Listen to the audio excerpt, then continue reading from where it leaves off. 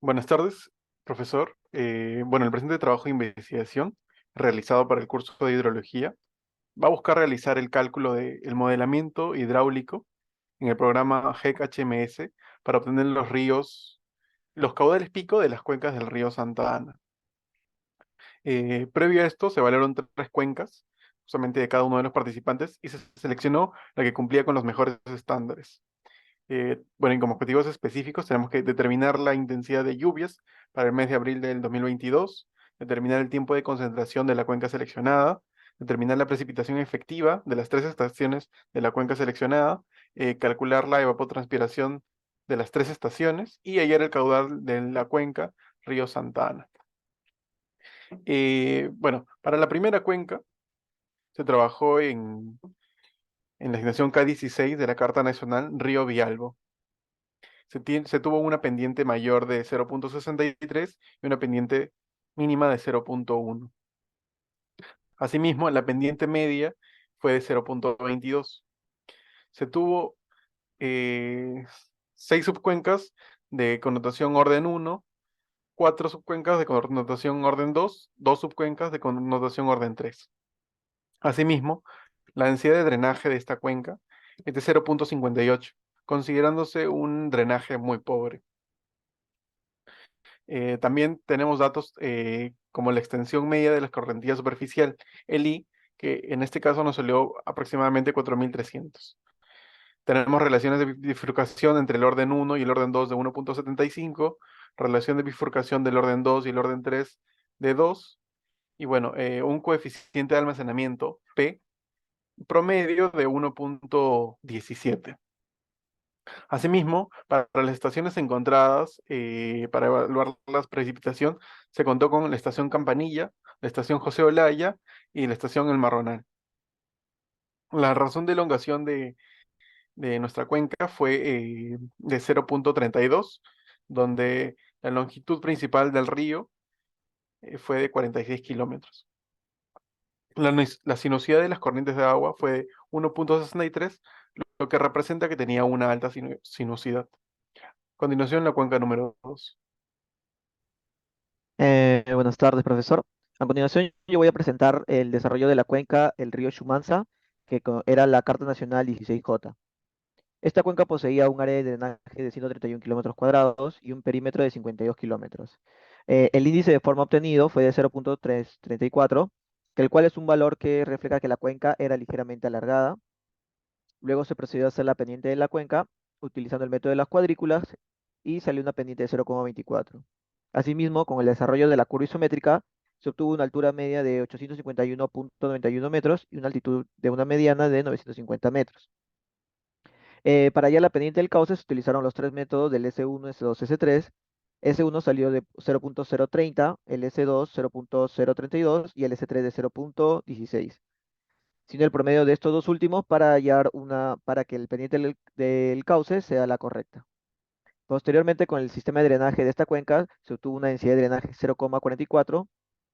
Con respecto a la extensión media de la escorrentía superficial, fue un valor de 1.1874 kilómetros, una sinuosidad de la corriente de agua de 1,19 y una densidad de drenaje de 0,168. A partir de tres estaciones que rodeaban esta cuenca del río Shumanza, se obtuvo una precipitación media diaria de 4,14 y una precipitación media mensual de 125,82. Con respecto a la tercera cuenca, tenemos la cuenca de la Carta Nacional 18L, que viene a ser la cuenca del río Santa Ana, que es la que vamos a utilizar ya que se encuentra la mayor cantidad de información disponible para realizar todos los cálculos disponibles, tanto como por la primera parte del curso como por la segunda parte del curso. De acuerdo como le mencioné a mis compañeros, se inició con el tema de la delimitación de la cuenca, en donde se tuvo un área total de 319 kilómetros. Seguida de eso se colocaron distintos parámetros morfológicos principalmente, así como la pendiente de la cuenca, la altura media de la cuenca, teniendo un total de la pendiente de la cuenca de 0,456. Seguido de esto se calculó lo que es la pendiente del cauce, bajo tres métodos, el S1, S2, S3. De tal manera que el S1, al ser un método muy básico, muy simple, se podría decir, no se consideró para el cálculo del promedio. Asimismo, con respecto a la pendiente S2, S3, se realizó un promedio total, teniendo una pendiente del cauce principal de 0.018 aproximadamente. Aquí, como se puede ver, tenemos la cuenca del río 18L, el río Santa Ana. Aquí viene a ser todo lo realizado en la primera parte del curso, la delimitación de la cuenca, las del área, la longitud con el perímetro, el cálculo de los factores morfológicos, la clasificación de la cuenca. Aquí tenemos lo que es el método de la cuadrícula, todo lo que hemos realizado en la primera parte del curso. Pero ahora, y yendo a lo que es a la segunda parte del curso, iniciando con lo que es el tema de intensidades, se va a calcular solamente para esta cuenca número 3, ya como lo mencioné inicialmente, como es la cuenca que tiene mayores datos pluviométricos, ya que presenta estaciones con datos completos, no hace falta realizar lo que son el complemento de los datos de las estaciones, de las precipitaciones. Así que el cálculo de los datos de los parámetros, ya sea tiempo de concentración, intensidades, infiltraciones, entre otros parámetros, será mucho más fácil con esta cuenca. Es por eso que hemos elegido esta para los cálculos siguientes.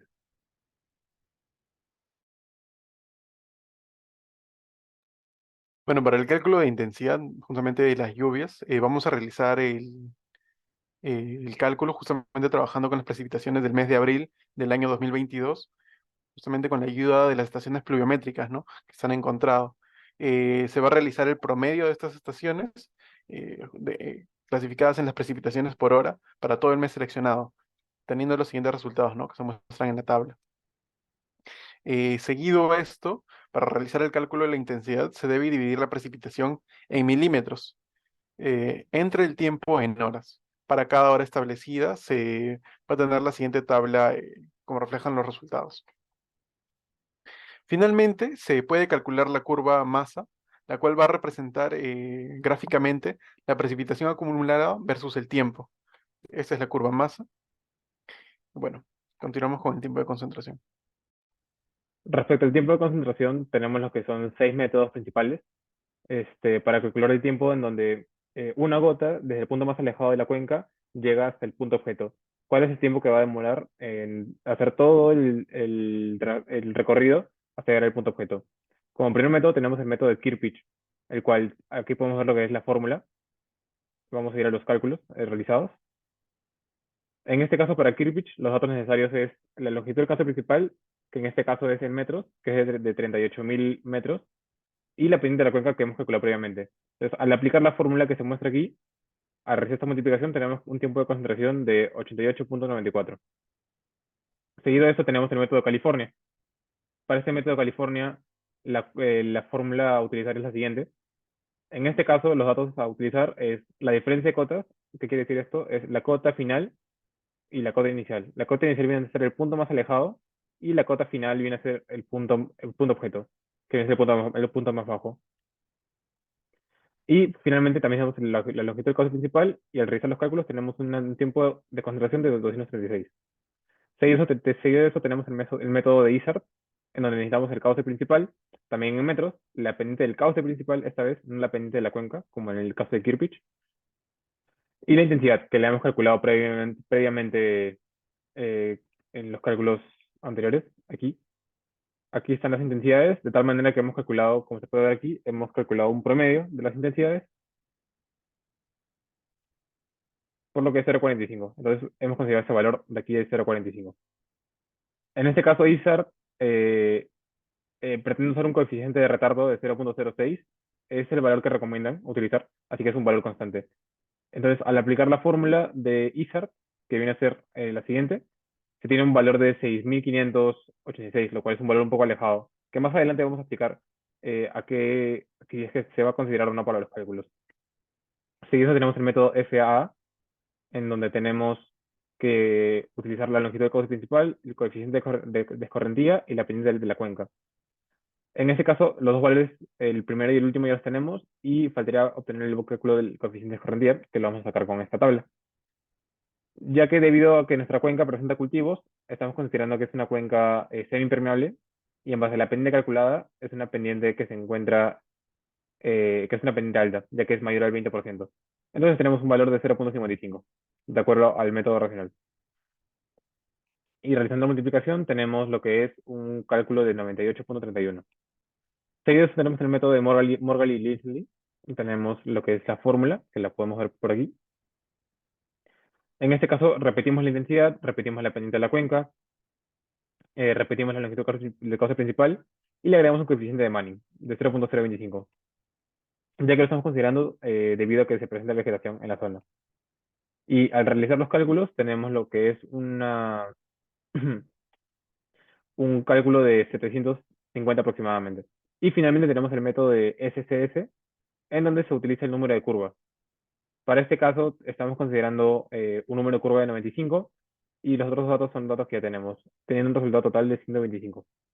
Finalmente, para determinar el tiempo de concentración, estamos realizando lo que es un promedio de los valores más próximos. En este caso vendrían a ser Kirpich, California, SAA y SCS. Entonces, teniendo un promedio de los valores más cercanos, ya que los otros no van a aportar nada, tendríamos un valor de tiempo de concentración de 137. Ahora les paso con mi compañero.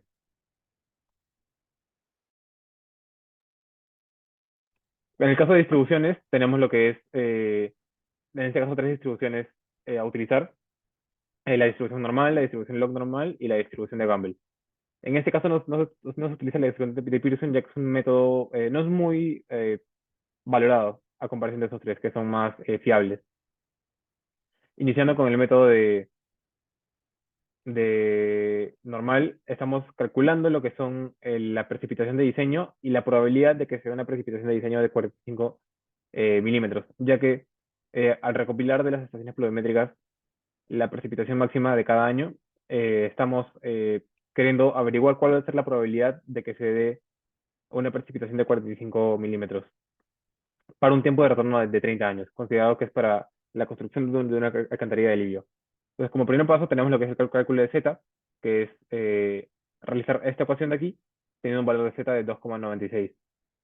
Para ello, con este valor de 2,96, tenemos que irnos a la tabla. Entonces, utilizamos la tabla de esta manera. Vamos a colocar acá 2,96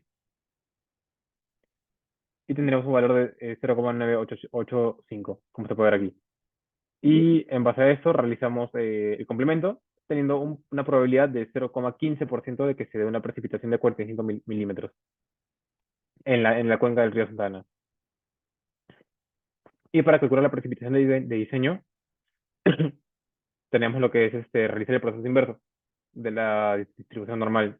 De tal manera que con el tiempo de retorno aplicamos esta fórmula, teniendo un valor de 0,967, igual este valor tenemos que buscarlo en la tabla directamente. Entonces vamos a la tabla, lo buscamos y tendríamos un valor de 0,967. Aquí lo tenemos. Entonces tendríamos un valor de Z de 1,84, como se puede ver. Entonces, en base a este valor, hacemos el reemplazo de X y tenemos que la precipitación de diseño para esta primera distribución es de 36,81. Para el caso de la distribución log normal, es el mismo proceso, solamente que utilizamos el logaritmo neperiano de cada una de las precipitaciones. Como se puede ver aquí, sacamos la sumatoria, la media y la desviación estándar y el proceso es el mismo. Aplicamos la tabla de tal manera que tenemos lo que es la probabilidad de que pase el suceso. En este caso, la probabilidad ha aumentado a 1,43, realizando el mismo proceso, para que se dé la precipitación de 45 milímetros. Y seguido de esto, calculamos el proceso inverso para calcular la precipitación de diseño en base al método log normal. Para este caso, se mantiene el mismo Z, debido a que es el mismo tiempo de retorno de 30 años. Y al aplicar la fórmula, nos damos cuenta que se tiene una precipitación de diseño de 40,23 milímetros. Finalmente tenemos lo que es la distribución de Gumbel. En este caso, esta distribución usamos los mismos datos del año 2010 hasta el 2023 y en este caso el procedimiento es diferente, pero se mantienen los datos. La media, la desviación estándar, la precipitación que queremos hallar y el tiempo de retorno de 30 años. Entonces, al aplicar las fórmulas, tenemos que la probabilidad de que ocurra ese suceso es de 3%, que en este caso es la mayor a comparación de los tres. Seguido de esto, para poder hallar la precipitación de diseño, tenemos que aplicar esta fórmula con los valores hallados previamente, de tal manera que se tiene una precipitación de diseño de 70,41 milímetros, que es la mayor. en este caso. Ahora, todo eso se puede también aplicar bajo el uso de un programa, que se lo va a explicar mi compañero. Bueno, siguiendo justamente con la parte de distribuciones, el programa a usar vendría a ser el hidrognomón. Y bueno, para esto se debe completar justamente los años con los que vamos a trabajar, que en este caso vendrían a ser desde el 2010 hasta el 2023, poniendo una precipitación máxima durante 24 horas, ¿no? Justamente como ahí observamos en el año 2010, 18,8 y en el 2023, 26,7.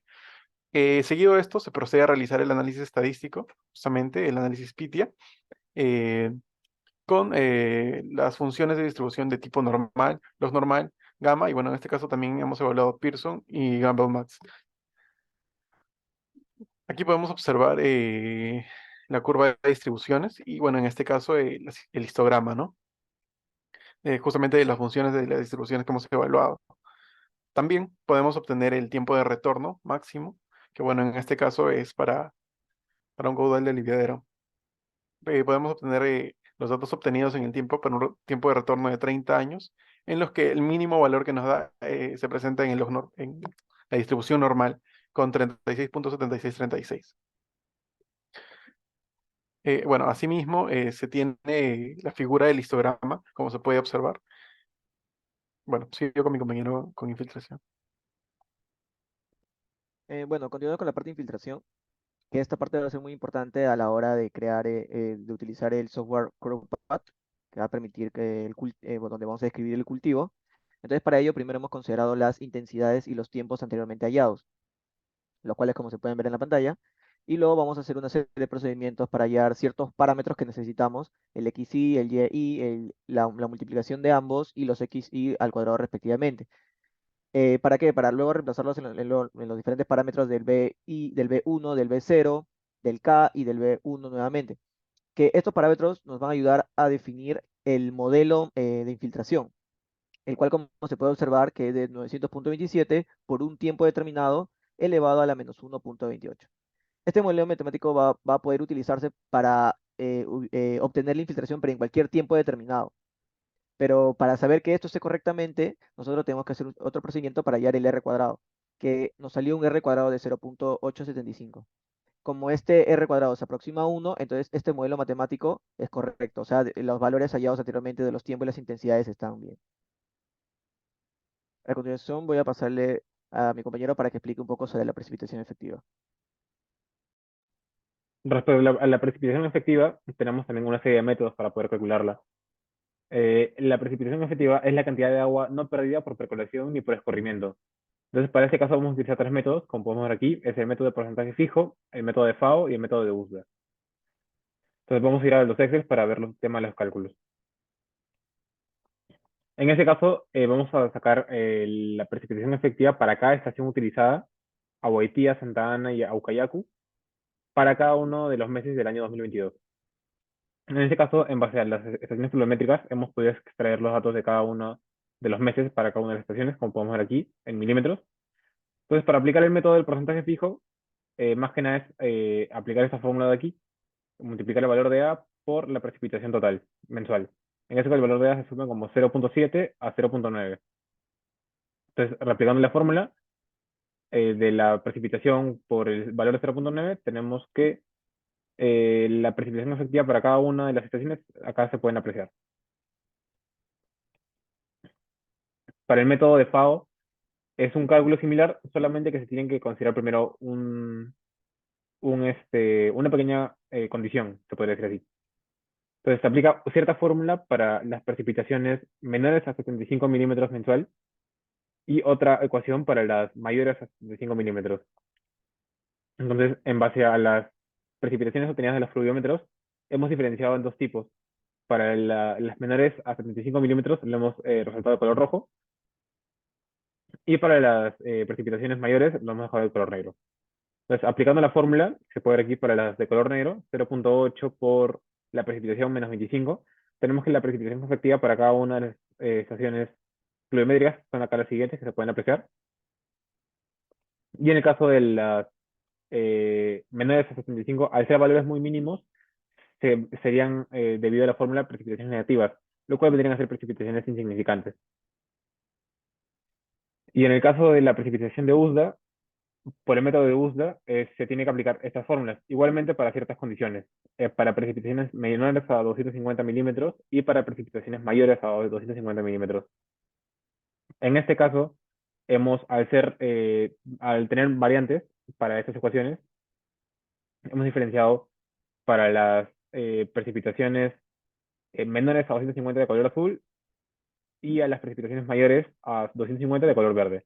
Entonces, aplicando las fórmulas, hemos obtenido aquí para cada una de las precipitaciones de cada una de las estaciones pluviométricas su respectiva precipitación efectiva. Ahora les paso con mi compañero, con la parte de la evapotranspiración.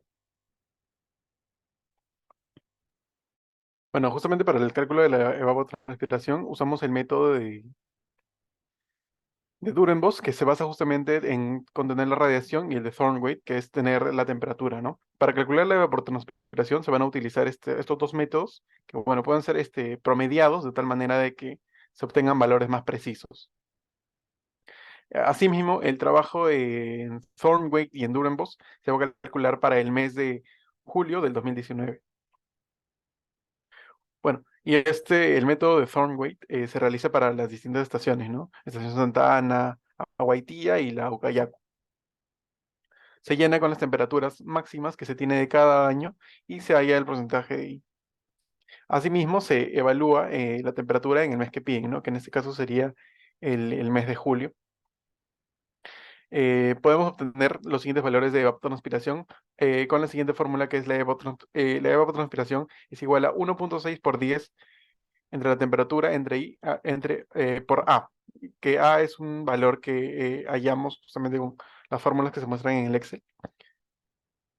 Asimismo, esta evapotranspiración que se tiene no es una evapotranspiración final. Estos valores deben ser realizado un cálculo de corrección, ¿no? Que vendría a ser multiplicado por el factor F, que en este caso nos está dando 0.975, dándonos un ETP ajustado de 9.26. Esto se repite justamente para las tres estaciones.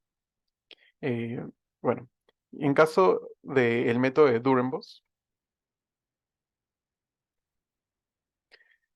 con lo que nosotros trabajamos aquí es con el tiempo de insolación, eh, los vientos, qué tan fuertes son, la humedad relativa, la altitud, la longitud, la latitud, la altitud, la temperatura mayor y la temperatura mínima, ¿no? Podemos hallar los valores del índice de ponderación justamente con la tabla, de acuerdo a la altitud y las temperaturas, y justamente se realiza la interpolación como se muestra. Asimismo, también podemos hallar la radiación extraterrestre, de acuerdo al hemisferio en el que nos encontremos. Baja un poco más, por favor.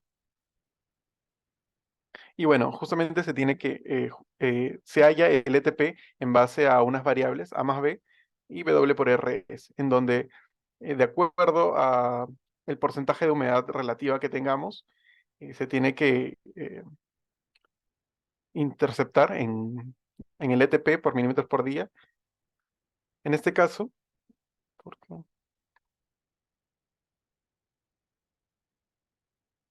En este caso, sí,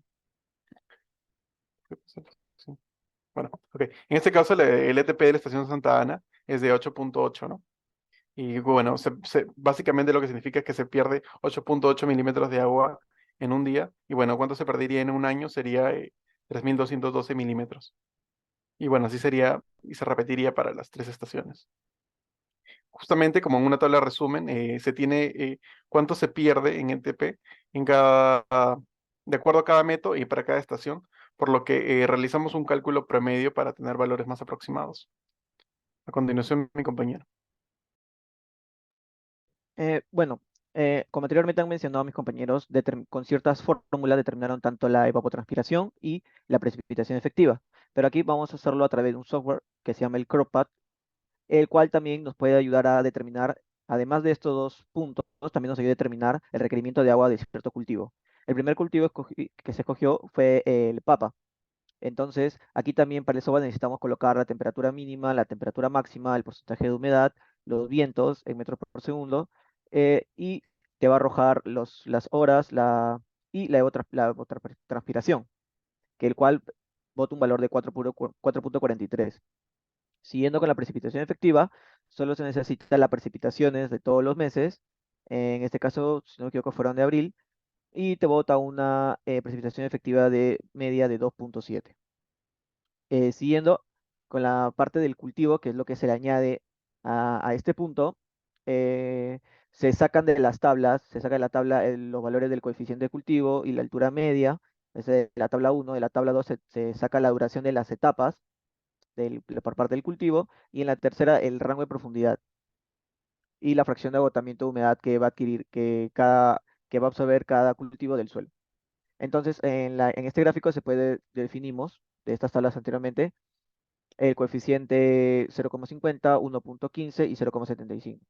Luego los días, un día inicial que fue de 45, 30, 70 y 20, que fue en una etapa final. En la parte de aquí era la profundidad reticular, que aquí se coloca lo mínimo, perdón, en la parte de acá a la derecha se coloca lo máximo que puede alcanzar, que sería 0,60, y un porcentaje medio que se cogió fue 0,40. Eh, el critical deflection, que es del porcentaje de humedad que va a absorber, que es el cuánto de porcentaje de agua va a absorber el cultivo del suelo, que pusimos 0,50. El yield response, que nosotros queremos que sea del 100%, o sea, que sea eficiente este cultivo, se pone 1, y la altura máxima de este cultivo fue de 0.60. Entonces, añadiendo todo esto, y también hay una parte donde tú tienes que poner también las propiedades del suelo, donde era importante haber determinado la infiltración, obtenemos el requerimiento de agua para este cultivo de 703.6. Siguiendo con el otro cultivo, que es el tomate, también hallamos una evapotranspiración. Se siguen los mismos pasos y se obtiene una evapotranspiración de 4.43. Además, también la precipitación efectiva se saca lo mismo, se colocan las precipitaciones y también salió una precipitación efectiva de 2.7. Y en la parte del cultivo del tomate, baja ya al gráfico, eh, se colocan los coeficientes 0.60, 1.15, 0.80, y aquí van a variar los días de las etapas, ¿no? Que acá fue 35, 40, 50 y 30. Además, aquí también, como se puede ver, varía el radio máximo, el radio reticular máximo 1,50 y 0,70, y se colocan los mismos parámetros para que sea eficiente este cultivo, y se obtiene entonces el requerimiento de agua aquí va a variar, que sería de 674,5. El tercer cultivo que se escogió fue la lechuga, donde se obtuvo una evapotranspiración de 4.43 también. Se obtuvo una precipitación efectiva de 2.7, que son los mismos valores porque son las mismas estaciones. Aquí no va a variar nada. Lo que sí varía es el requerimiento de agua, porque se utilizan diferentes valores porque son diferentes cultivos. Y acá para la lechuga se utiliza un coeficiente de 0.70, un poquito más abajo ahí, 1 y 0,95. Las diferentes etapas 20, 30, 15 y 10. Aquí también varía el radio de profundidad, que es 0,50 y 0,30, el mínimo. Los mismos valores para que sea eficiente este cultivo, y una altura máxima de 3. Acá tenemos un requerimiento de agua de 2.73. Entonces, después de hacer todo este proceso, después de los tres cultivos, quien mayor tiene un requerimiento de agua va a ser el cultivo de la papa, y además presenta una evapotranspiración mayor de 104.1 milímetros por día. Ahora le voy a dar el paso a mi amigo para que hable sobre el caudal. Respecto a los caudales, al igual que como en tiempo, concentración, precipitación efectiva, también se tiene una gran cantidad de métodos para poder calcular el caudal. En este caso, iniciando, vamos a ir con los cálculos. Tenemos lo que es el método racional y el método racional modificado. En el caso del método racional, no se puede aplicar para esta cuenca debido a que, como se puede ver, es para áreas menores a 13 kilómetros cuadrados, por lo que este método es descartado por completo. Por consiguiente, el método racional modificado, que ha sido una evolución de ese método para áreas más grandes, por el autor Temes, se puede ver que es para ciertas condiciones, en este caso para áreas menores a 770 kilómetros cuadrados, como para un tiempo de concentración entre 0,25 y 24, pero esos valores hay que verificarlos. O como se puede ver aquí, eh, tenemos que el área es de 309 de la cuenca, por lo que sí cumple. Y para validar el tiempo de concentración tenemos una fórmula, como se puede ver aquí. Esta fórmula de aquí se verifica tanto con el longitud del cauce principal en kilómetros y la pendiente del cauce mayor. Por lo que tenemos un tiempo de concentración de 10, lo cual cumple, ya que está dentro del rango de 0,5 y 24 horas. Entonces, por consiguiente, podemos aplicar el método del racional modificado. Para ello es necesario utilizar la siguiente ecuación de aquí para calcular el caudal. El C, I, el A y el K. En caso para hallar el K, tenemos que hallar una cierta cantidad de fórmulas. Hallar el Ka primero. Posteriormente se va a hallar el K con el tiempo de concentración, el cual se enlaza directamente a la fórmula. El A viene a ser el área de la cuenca y la infiltración se halla con la precipitación máxima en este caso, de la cuenca, que es de 57,6. Entonces, con esta precipitación sacamos la infiltración para 24 horas, entonces dividimos este valor entre 24 y tendríamos lo que es la infiltración para esta precipitación. Entonces, al multiplicar todos los valores, tenemos un caudal de 35,66 para este método. Como segundo método, tenemos el método de MACMAC. En este caso, eh, para este método, aplicamos lo que es esta fórmula de aquí. Este coeficiente por C, por I, por A. En este caso, la infiltración la estamos manteniendo, la intensidad, en base a la precipitación calculada. Este, el área de la cuenca, en este caso, tiene que trabajar en hectáreas, por lo que hay que hacer la conversión previa. Se mantiene la pendiente del cauce principal y en este caso el valor del coeficiente de escorrentía se halla bajo ciertos parámetros, con esa tabla de aquí. En este caso, eh, al tener una cuenca en la cual se encuentra en una zona de vegetación con cultivos, estamos considerando que es una zona también con cierta cantidad de vegetación. Entonces estamos considerando que es una zona con 50%, entre 50 y un 80% de vegetación para hallar el C1. Para el C2 se considera el suelo. En este caso estamos considerando un suelo medio de 0,16 y finalmente como nuestra pendiente de la cuenca salió 0,453, estamos dentro de estos valores, por lo que nuestro C3 valdría 0,06. Entonces nuestro valor C para la fórmula vendría a ser la sumatoria de esos tres valores previamente, tenía un valor de 0,38. Y al realizar la multiplicación tenemos un valor de 14,61 para el caudal, metro cúbico sobre segundo. Como siguiente método tenemos el método de Burkle-Ziegler, en donde tenemos que utilizar otra vez el coeficiente de escorrentía por I, por A, por la pendiente de la cuenca. En este caso, aquí se puede ver la fórmula. En este caso, el área de drenaje o el área de la cuenca tiene que ser en hectáreas nuevamente. Se repite la pendiente de la cuenca y en este caso, para el valor de I, estamos utilizando el mismo del anterior, 2,40. Como se puede ver aquí, que viene a ser la precipitación entre 24 horas. Y para el coeficiente de escorrentía en este caso, se tiene una tabla diferente, el cual estamos considerando para calles comunes, de 0,625, teniendo un caudal de 63,15. Para el método de Kresnik, tenemos que utilizar solamente dos valores, el área de la cuenca en kilómetros cuadrados y un coeficiente alfa, el cual, como se puede ver aquí, es entre 0,03 y 1,61. En este caso estamos usando un valor de 0,09, teniendo un caudal de 49,25.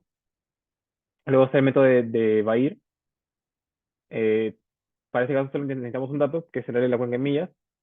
Entonces, al realizar el cálculo, vamos a tener el caudal en pies cúbicos sobre segundo. Por lo que al hacer la conversión, tenemos un caudal de 6.436 en metros cúbicos sobre segundo en el sistema internacional.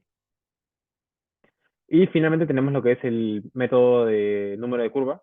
En este caso, bajo la siguiente tabla, como se mencionó anteriormente, tenemos que selecciona el número de curva en base al diseño de la cuenca o a la situación o al ecosistema de la cuenca, se podría decir.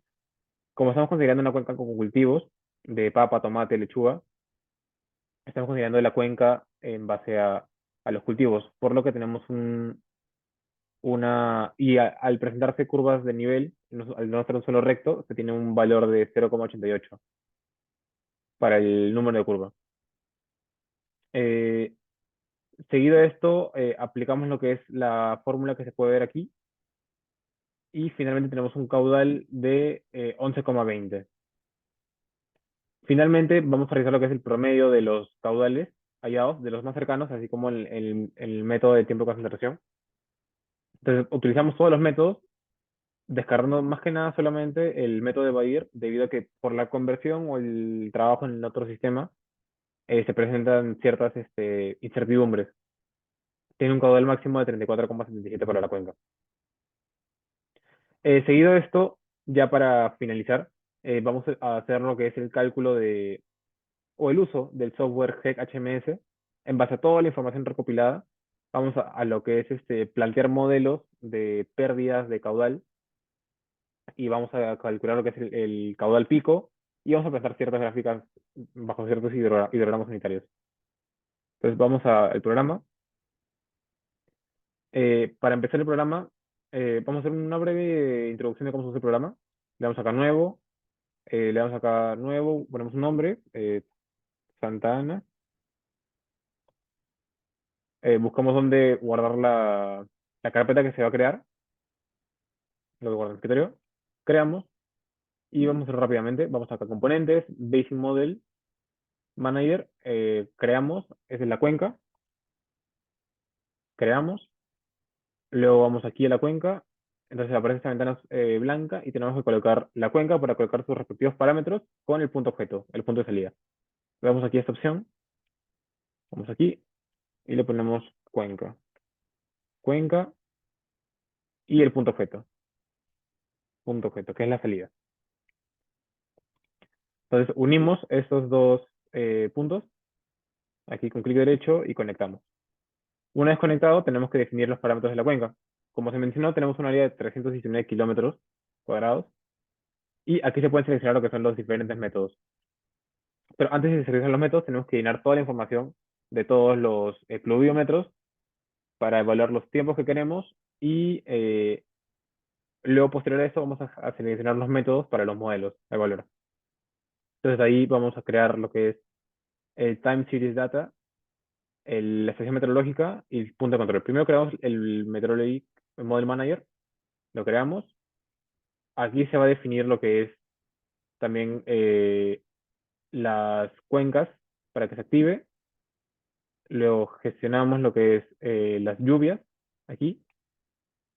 Acá ponemos pluviómetro 1, 2 y 3. Se repite ese proceso para los otros dos pluviómetros y se crea el punto de control. En este caso, para no ser tan extenso esto, yo ya tengo acá todo armado eh, con los pluviómetros ya establecidos. Entonces aquí ya tenemos todo armado. Aquí vamos a poner a pluviómetro a Guaitía, a Coyacu, Santa Ana. Con el control, la estación meteorológica, el Santa Ana, con su respectivo valor de 309, ya conectado con el punto objeto. Entonces, simplemente para realizar los modelos, tenemos que ir aquí, a la zona de acá abajo. En este caso, un modelo que se puede diseñar va a ser un método sin pérdida, con un método con un hidrograma unitario SCS. Vamos a probar primero. Entonces, en base a esto, acá tenemos ya todos los modelos creados. Entonces, vamos a hacer el modelo base y vamos a hacerlo para la estación, para el pluviómetro de Aguaitía, en este caso. Entonces, vamos acá y seleccionamos Aguaitía. Entonces, corremos aquí el modelo y ya los resultados se muestran aquí, a continuación. Para este caso tenemos, para Waitia tenemos el siguiente resultado aquí con un caudal pico de 85,9. Eh, Seguido a esto, tenemos que hacer los diferentes modelos para las distintas sesiones, por lo que el proceso se va a repetir. Eh, de ahí tenemos que cambiar los modelos e ir jugando de tal manera que se pueda evaluar los distintos modelos con distintos modelos de pérdida.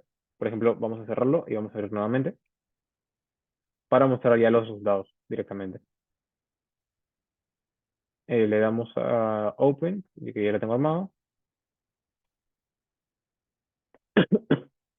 Entonces, aquí seleccionamos, como se mencionó, el Basic Model. Vamos aquí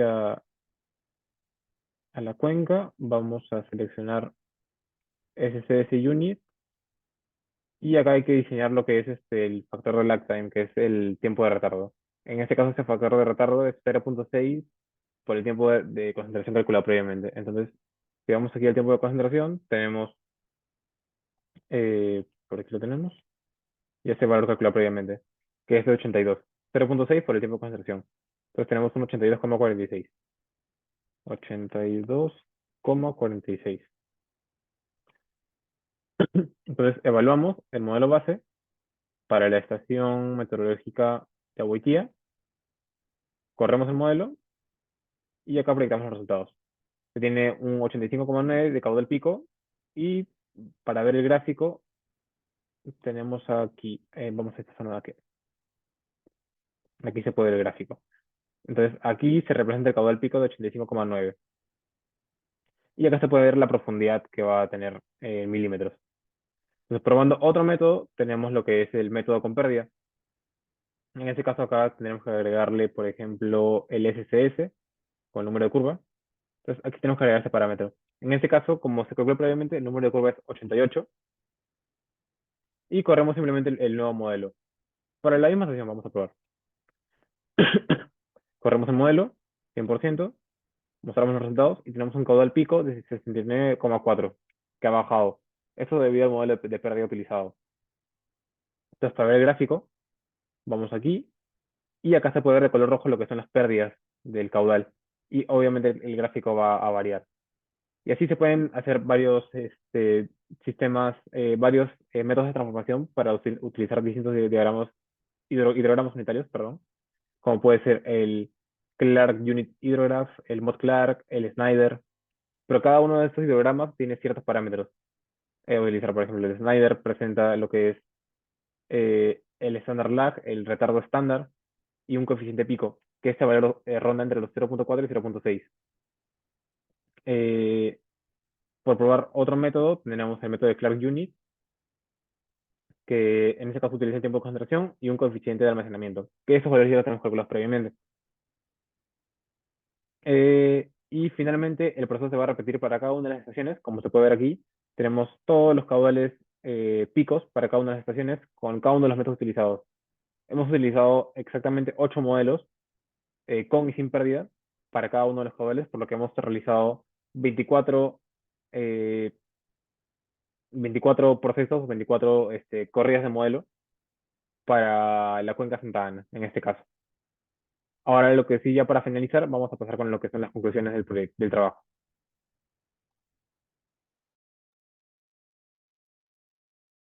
Bueno, finalmente las conclusiones, bueno, el estudio de cuencas es muy importante, ¿no? Como se muestra, debido a que se puede evaluar el comportamiento que van a tener los cauces, las precipitaciones de la zona y bueno, se puede determinar el impacto positivo o negativo, que en este caso vendría a ser la vulnerabilidad sobre las construcciones aledañas que como ingenieros se quieren desarrollar.